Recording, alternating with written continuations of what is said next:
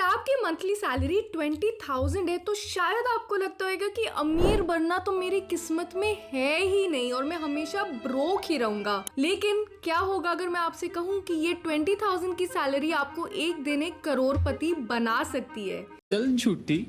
इस वीडियो में कोई हवाबाजी नहीं है, प्योर मैथ्स है। मैं आपको एक ब्लूप्रिंट दे रही हूँ जो आपको ये दिखाएगा कि आप अपनी 20,000 के सैलरी के साथ एक करोड़पति डेफिनेटली कैसे बन सकते हो। पर सबसे पहले समझते हैं फर्स्ट सैलरी सिंड्रोम। आपका सबसे बड़ा दुश्मन मार्केट वॉलेटिलिटी नहीं है, आपका सबसे बड़ा दुश्मन है लाइफस्टाइल इन्फ्लेशन। जब हमारी पहली सैलरी आती है तो हम हाई इंटरेस्ट क्रेडिट पे डिप्रिशिएटिंग आइटम्स लेना शुरू कर देते हैं ताकि हम अपनी लाइफस्टाइल को थोड़ा सा बढ़ा पाए। इकोनॉमिस्ट इसको फर्स्ट सैलरी सिंड्रोम कहते हैं और हमें इसी चीज को अवॉइड करना है। इसका सोल्यूशन काफी सिंपल है, पे योर सेल्फ फर्स्ट। बहुत लोग क्या करते हैं कि जब उनकी सैलरी आती है वो अपने सारे खर्चे निकाल देते हैं और फिर जाके इन्वेस्ट करते हैं।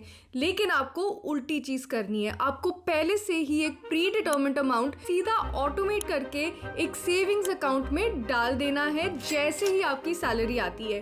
फिर बाकी पे आप अपनी लाइफ जियो। तो अब बात करते हैं हमारे ब्लूप्रिंट की।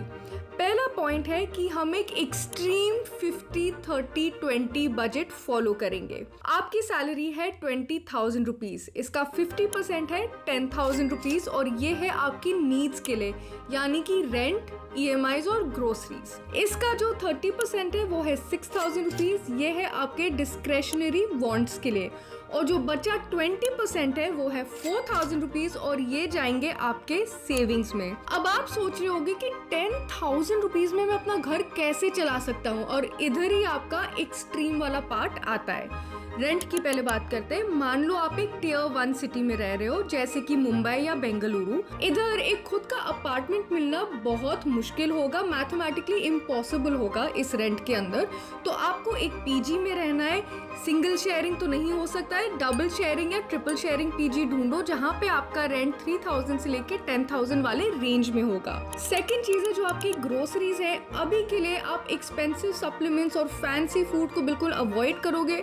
आप सिर्फ घर के खाने पे फोकस करोगे, जो आपके बेसिक्स दाल, रोटी, चिकन जो भी आप खाते हो घर का खाना ही खाओगे।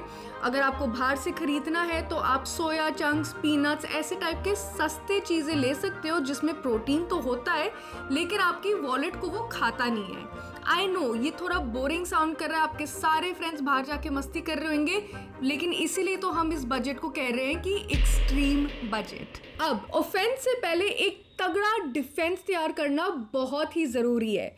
तो मार्केट में इन्वेस्ट करने से पहले आप सबसे पहले अपना एक इमरजेंसी फंड तैयार करोगे। इसमें आपके 3 से लेके 6 महीने के खर्चे के पैसे होने चाहिए, यानी 30,000 से लेके 60,000 रुपीज। इसको आप एक हाईली लिक्विड जगह में डालोगे जैसे कि आपके सेविंग्स अकाउंट या एक FD। जब जरूरत पड़ेगी आप इसे आसानी से तोड़ सकते हो।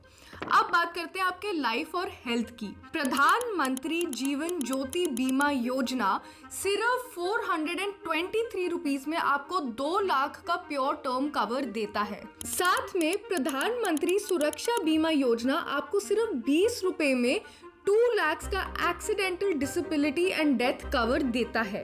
अगर आप हेल्थ इंश्योरेंस नहीं अफोर्ड कर सकते और अगर आप एलिजिबल हो तो आयुष्मान भारत के लिए अप्लाई करो, उसमें आपको 5 लाख का हेल्थ इंश्योरेंस कवर मिलता है। ये 3 चीजें करना बहुत ज्यादा इम्पोर्टेंट है। जब ये सब हो जाएगा तभी आप अपने वेल्थ को ग्रो करना स्टार्ट कर सकते हो बिना किसी चिंता के। तो अब बात करते हैं कि आपका 20,000 रुपीज का सैलरी आपको करोड़पति कैसे बनाएगा। सबसे पहले आपका जो सेविंग्स बजट है वो 4,000 रुपीज है जैसा कि हमने डिस्कस किया था। इसमें से 2,500 रुपीज आप डालोगे एक इंडेक्स फंड में, क्योंकि कॉर्पोरेट स्टॉक चूज करना बहुत मुश्किल होता है। Index funds basically passively managed होते हैं। ये इकोनॉमी के टॉप कंपनीज को ट्रैक करते हैं। इनका एक्सपेंस रेशियो जनरली कम होता है और ऐसे बहुत सारे फंड्स हैं जिनका 10 ईयर एनुअलाइज्ड रिटर्न 12.77% तक को भी छू चुका है। सेकंड है आपकी सेफ्टी। 1,000 रुपीज आप PPF या RD में डालोगे। अब ये आपके गोल्स पे डिपेंड करता है। बेसिकली ये तो गवर्नमेंट बैक्ड सॉल्यूशंस है तो इनको सेफ माना जाता है, लेकिन अगर आपके पास एक शॉर्ट टर्म गोल है माइंड में, जैसे कि आपको कुछ महीनों के अंदर एक फोन खरीदना है, तो आरडी एक अच्छा ऑप्शन हो सकता है। और जो बचे हुए 500 रुपए हैं उसको आप डालोगे डिजिटल गोल्ड में। फिजिकल गोल्ड लेना बहुत एक्सपेंसिव होता है और स्टोरेज का बहुत झंझट होता है।